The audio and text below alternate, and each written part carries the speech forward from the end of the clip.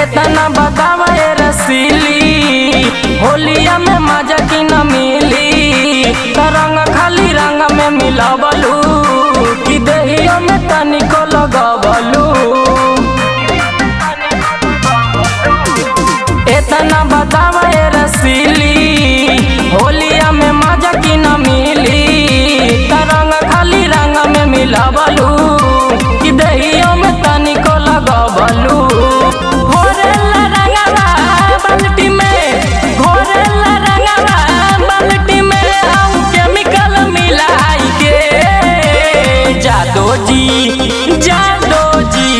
जादो जी ढोलिया रांगेल पिचकारी सटाई के। जादो जी ढोलिया रांगेल पिचकारी सटाई के।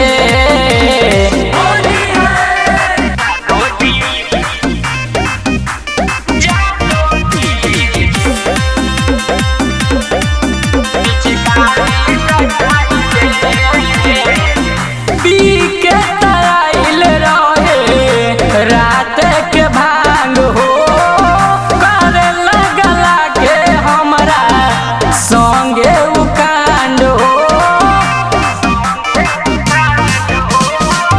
पी के तराइल रहे रात के भांग हो करे लगला के हमरा संगे उ कांड हो। रात भर हमके नचाइले, रात भर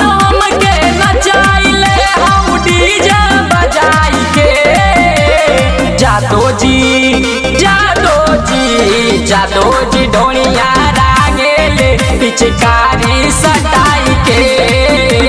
पैरा सोनुआ रांगेल पिचकारी सटाई के।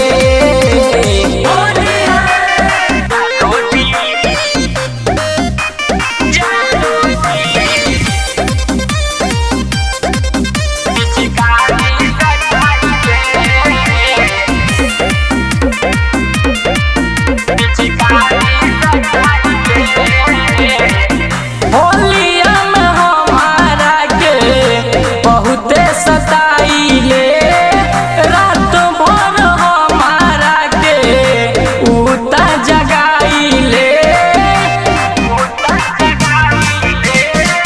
होलिया में हमारा के बहुते सताइले, रात भर हमारा के उता जगाइले।